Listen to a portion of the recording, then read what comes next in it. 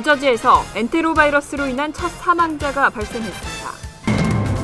퀸즈 한인회가 추진하는 한인 동포회관 건립이 본격화되고 있습니다. 한인 유권자의 절반이 올 중간선거에서 민주당을 지지하겠다는 여론조사 결과가 나왔습니다. 한국 정부가 재외국민 선거인 등록을 인터넷으로도 허용하는 방안 등이 담긴 법 개정안을 확정했습니다. 뉴욕시가 유급 병가를 의무화하는 정책을 시행한 지 6개월째 신고가 180건이 넘었습니다. 이상은 이 시각 주요 뉴스입니다. 여러분 안녕하십니까? KBN 뉴스입니다. 어린이들을 대상으로 번지고 있는 호흡기 질환 엔테로바이러스 때문에 걱정이 이만저만이 아닙니다. 그런데 뉴저지에서 엔테로바이러스로 인한 첫 사망자가 나왔습니다.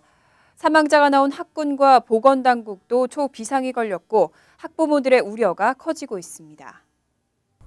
제프 플렁킷 뉴저지주 머서카운티 보건국장은 지난달 25일 해밀턴 타운십에서 사망한 4세 일라이 월러에 대한 검시 결과 엔테로바이러스 감염이 직접적 사망 원인으로 확인됐다고 밝혔습니다. 연방질병통제예방센터도 정밀 분석을 통해 엔테로바이러스를 직접적 사인으로 확인했습니다. 질병통제예방센터는 올 8월 중순부터 지금까지 뉴저지 9명을 포함해 전국 43개 주와 워싱턴 DC에서 538명이 엔테로바이러스에 감염됐다고 발표했습니다. 이번 사망자 이전에도 감염자 중 최소한 4명이 사망했지만 이들은 포도상구균에 감염되는 등 엔테로바이러스 외의 감염 증세를 함께 보이면서 엔테로바이러스가 직접적 사인이라고 확인되지 않았습니다.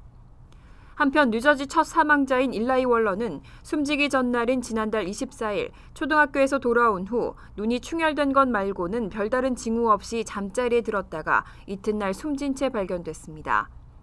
이에 대해 학군과 보건당국은 6일 학교와 주변 시설에 대해 대대적인 청소를 실시하고 감염 증세를 보이고 있는 월러의 급우 1명에 대해서도 테스트를 실시했습니다.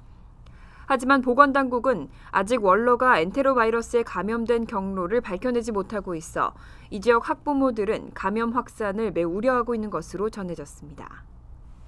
뉴욕시에서 한인들이 많이 사는 지역하면 퀸즈를 빼놓을 수 없죠. 하지만 정작 퀸즈에는 한인들을 위한 변변한 시설조차 없는 실정인데요.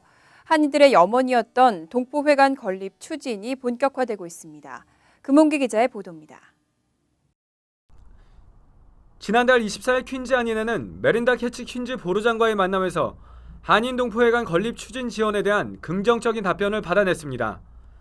캐치 보로장은 한인회가 $200만 달러를 모금하면 보로청 측에서 약 $250만 달러를 지원하는 방안을 검토하겠다는 입장을 나타냈습니다. 한인회는 약 $700만 달러의 예산을 들여 3만 스퀘어피트 규모의 동포회관 건립을 계획하고 있습니다. 지난 1월 한인회가 퀸즈 한인 동포회관 건립 추진위원회를 발족시킨 후 현재까지 마련된 금액은 약 $57만 달러. 동포회관 건립 지원에 대한 보로청의 요구 조건을 충족시키기 위해서는 $150만 달러의 기금 모금이 더 필요한 실정입니다. 한인 사회에서 $200만 달러의 기금 모금이 성사되면 한국 정부에도 $100만 달러 정도의 매칭 펀드 지원을 요청해 건립 비용의 나머지를 충당할 계획입니다. 한인회는 회관 건물을 통해 연령층에 맞는 각종 교육 프로그램을 운영하고 최대 300명 이상 모일 수 있는 공간을 마련한다는 구상입니다. 일단 한 150만 불 정도만 저희가 손에 쥐고 있으면은 지금 이제 퀸즈 보로에서 그 펀드도 저희가 받을 수 있고 또 한국에서도 받을 수 있고 이러면 지금 동포회관 그 건립 문제는 아주 이렇게 굉장히 쉽게 이렇게 풀려나갈 수 있는 그 문제를 생각합니다. 한인회는 오는 21일 오후 7시부터 프러싱 대동연회장에서 퀸즈 한인 동포회관 건립을 위한 1차 기금 모금 행사를 개최할 예정입니다. KBN 뉴스 금홍기입니다. 오는 11월 4일 중간선거를 앞두고 한 비영리 기관이 아텍의 유권자들을 상대로 여론조사를 실시했습니다. 이 결과 미주 한인들 가운데 절반이 민주당을 지지했습니다. 비영리 기관 아시아 태평양계 아메리칸 투표는 지난 8월 14일부터 9월 11일까지 한인 224명을 포함해 아텍의 유권자 1,337명을 대상으로 여론조사를 실시했습니다. 그 결과 한인 유권자의 48%는 11월 실시되는 연방선거에서 민주당 후보를 찍을 것이라고 대답했고 36%는 공화당 후보에게, 12%는 아직 결정하지 못했다고 대답했습니다. 또 이번 선거와 관련해 정치인이나 후보 선거 사무실로부터 연락을 받았냐는 질문에 대해 한인의 17%는 꽤 많이라고 답변했으며 45%는 약간, 38%는 전혀 연락을 받지 못했다고 답했습니다. 이와 함께 한인 유권자들이 이번 11월 선거에서 가장 중요하게 꼽은 이슈는 총기 규제로 63%였으며 이어 국가안보 56%, 건강보험 51%, 일자리와 경제 49% 등의 순이었습니다. 현재 미국 경제 상태에 대해서는 대체로 비관적으로 보고 있는 것으로 조사됐습니다. 설문 대상 한인 53%가 나쁘다고 대답했고 32%는 그저 그렇다, 12%는 괜찮다고 대답했습니다. 또 오바마 대통령이 일을 잘하고 있는지에 대한 질문에는 한인 48%가 잘한다, 41%가 못한다는 의견을 냈고 한인 56%는 오바마 대통령에 대해 호감을 가지고 있는 반면 42%는 비호감을 표시했습니다. 한편 오바마 대통령의 업무 집행에 대해 아택의 전체는 50%가 잘한다, 36%가 못한다고 답변했습니다. 오는 2016년 한국의 국회의원 총선거부터는 재외국민 유권자들의 투표가 한층 더 편리해질 것으로 보입니다. 정부가 재외국민의 투표 편의를 고려한 법 개정안을 발표했습니다. 한국중앙선거관리위원회는 재외국민 인터넷 선거인 등록 등이 담긴 정치관계법 개정안을 확정하고 한국 시간으로 6일 발표했습니다. 이번 개정안에는 영주권자인 재외선거인과 지상사 직원 및 유학생 등 국외 부재자들의 등록 신청을 인터넷으로 허용하는 방안, 현행 국외 부재자에게 한정됐던 우편 등록을 영주권자인 재외선거인에게 확대하는 방안, 재외선거인 등록 신청과 국외 부재자 신고 시 여권 사본 등 국적 확인 서류 첨부 규정을 삭제하는 방안 등이 포함됐습니다. 또 영구 명부제 채택을 통해 재외선거가 더 효율적으로 치러질 수 있도록 하는 방안과 19대 국회의원 선거와 18대 대통령 선거에서 확정된 선거인 명부는 다음 선거에도 유효하도록 하는 방안도 포함돼 있습니다. 이 밖에도 현재 재외공간으로만 제한된 투표소를 재외국민 수와 거리를 고려해 선관위가 추가 투표소를 설치할 수 있도록 하고 해당 지역에 공간이 없거나 재외 선관위가 없는 곳에 한해서는 우편 투표를 허용하는 방안도 고려하기로 했습니다. 또 해외 지역에서 신청과 신고를 마친 사람 가운데 불가피한 사유로 한국에 귀국할 때는 최종 주소지 관할 선관위에서 투표를 가능하도록 하는 내용도 포함돼 있습니다. 여야 정치개혁특별위원회는 확정된 개정 의견을 반영한 선거법 개정 작업에 곧 착수할 것이라고 밝혔습니다. 뉴욕시가 유급 병가를 의무화하는 정책을 시행한 지 벌써 6개월째입니다. 이 6개월 만에 위반 신고가 180건을 넘은 것으로 집계됐는데 지난달로 벌금 유예 기간도 끝났습니다.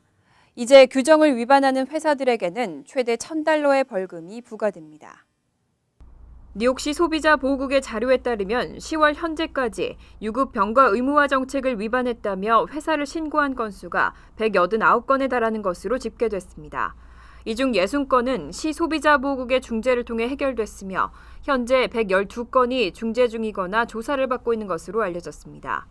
하지만 단 한 건만이 신고를 통해 회사로부터 유급병가 의무화에 따른 적정 임금을 받은 것으로 조사됐습니다. 종류별로 살펴보면 유급병가 의무화를 종업원에게 공지하지 않은 경우가 134건으로 가장 많았고 병가 시 무급 처리가 55건, 허가된 의무 병가 기간을 사용하지 못한 경우가 40건, 유급병가 사용에 따른 불이익이 30건인 것으로 집계됐습니다. 뉴욕시는 지난 4월 1일부터 종업원이 5인 이상인 뉴욕시 모든 기업은 연간 80시간 이상 근무하는 근로자에게 최대 40시간의 유급병가를 제공하고 있습니다. 특히 6개월간의 벌금 유예 기간이 지난 10월 1일부터는 규정 위반 시 $500에서 최고 $1,000의 벌금이 부과됩니다. 이민서비스국이 최근 실수로 일부 영주권 신청자들에게 지문 채취 통지서를 중복으로 발송했습니다. 그런데 이런 중복된 통지서도 그냥 무시하면 불이익을 받을 수도 있다는데요. 그냥 버리지 말고 확인하시기 바랍니다. 이민서비스국은 지난 3일 최근 일부 영주권 신청자들에게 신청 지원센터에서 지문 채취를 하라는 통지서가 복수로 발송됐다며 긴급 공지를 발표했습니다. 또 이미 지문 채취를 마친 사람들이 같은 내용의 두 번째 통지서를 받았을 경우에는 전국 고객 서비스 센터로 반드시 전화해 줄 것을 부탁했습니다. 전화 통화를 통해 이미 지문 채취를 끝낸 사실을 확인받게 되면 다시 지문 채취를 하지 않아도 됩니다. 또 아직 지문 채취 예약에 참석하지 않은 상태에서 또 다른 통지서를 받았을 경우에는 한 번만 지문 채취 예약에 응하면 되지만 이때 반드시 복수로 받은 통지서를 모두 지참해야 한다고 당부했습니다. 이민법 전문 변호사들은 두 번째 받은 통지서를 무시하는 것은 자칫 영주권 신청 절차에서 지문 채취에 응하지 않은 것으로 간주될 위험성이 있기 때문에 반드시 자신이 지문 채취 통지서에 응했다는 사실을 확인시킬 필요가 있다고 권고하고 있습니다. 미 이민변호사협회는 이민서비스국이 지문 채취 절차를 새 시스템으로 교체하는 과정에서 통지서가 발송된 사람에게 새 시스템이 자동으로 또 통지서를 발송하면서 이번 사태가 발생한 것으로 분석했습니다.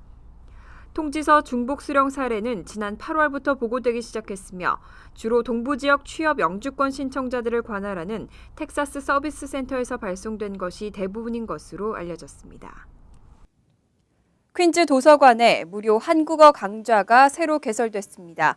내일부터 매주 수요일에 진행되는 한국어 강좌는 수시로 등록이 가능하다고 합니다. 한인 2세와 한국어에 관심이 있는 타민족 주민에게 큰 도움이 될 것으로 기대되고 있습니다. 퀸즈 도서관이 8일부터 플러싱 분원에서 한국어 강좌를 무료로 진행합니다.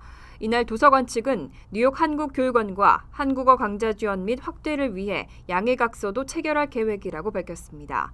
박기동 뉴욕 한국교육원장은 한인이 많이 이용하는 퀸즈 도서관에 그간 한국어 강좌가 없었다며 앞으로 플러싱 분원 말고도 퀸즈 도서관 62개 분원에 확대될 수 있게 협력할 것이라고 말했습니다.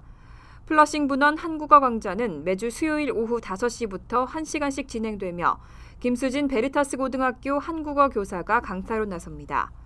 김 교사는 지난 광복절 플러싱 분원에서 기념 행사가 성공적으로 열리고 난 후 도서관 측이 한국 관련 교육을 지속적으로 제공하고 싶다는 의사를 전했다며 한국어 강좌가 한인 2세뿐만 아니라 한국에 관심을 갖고 있는 타민족 주민에게도 큰 도움이 될 것으로 기대된다고 말했습니다. 미국의 출산율이 5년 만에 상승세로 돌아섰습니다. 최근 경기가 호전되면서 아이를 갖는 부부가 늘고 있다는 분석이 나오고 있습니다. 특히 30대의 출산율이 크게 늘었습니다. AP통신은 경기 침체로 감소됐던 지난해 미국 출산율이 상승세를 보이고 있다고 보도했습니다. 연방질병통제센터가 발표한 보고서에 따르면 2013년 출산율은 395만 7,577명으로 집계돼 2007년 이후 처음으로 상승세를 보였던 지난해보다 4,736명이 증가했다고 밝혔습니다. 그동안 경기 침체로 많은 부부들이 아이 출산을 늦추고 있었지만 경기 호전에 출산이 늘고 있다는 분석입니다. 연방질병통제센터의 브래디 해밀턴 통계 전문가는 출산율이 안정화 단계에 접어들었다며 꾸준하게 상승세가 나타날 수도 있다고 설명했습니다. 특히 30대 이상의 출산율이 2007년 처음 증가세를 보인 이후 지속적으로 늘어나고 있습니다. 30대 초반 여성의 출산율은 1000명당 98.7명으로 1% 상승했고 30대 후반은 1000명당 49.6명으로 지난해보다 3% 상승했습니다. 하지만 10대와 20대 출산은 줄어들었습니다. 특히 10대의 출산율은 기록적으로 줄었지만 30대의 출산율이 늘면서 전체 출산율이 증가하고 있습니다. 한편 인종별로는 백인과 흑인 여성의 출생률이 증가했지만 아시안 여성은 2% 하락했습니다. 이상으로 KBN 뉴스를 마칩니다. KBN과 함께 즐거운 저녁 되시기 바랍니다.